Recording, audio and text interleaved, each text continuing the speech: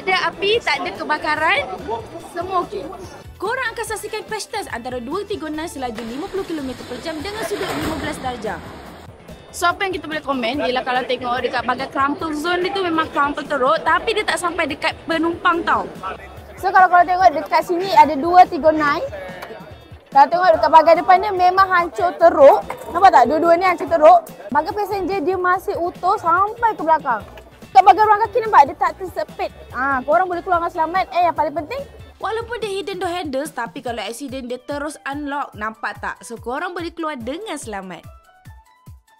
Bila kena hentam terus airbag terbuka. Baru betul safety on top. Tengoklah Cherry buat body macam mana. Body pun rigid, 85% high strength steel and 21% hot form steel. Dan struktur badan Tigona juga direka dengan 6 zon fleksibel and 28 laluan serapan tenaga bagi memastikan keselamatan maksimum bila berlaku pelanggaran. So korang dah yakin ke belum? Komen dekat bawah.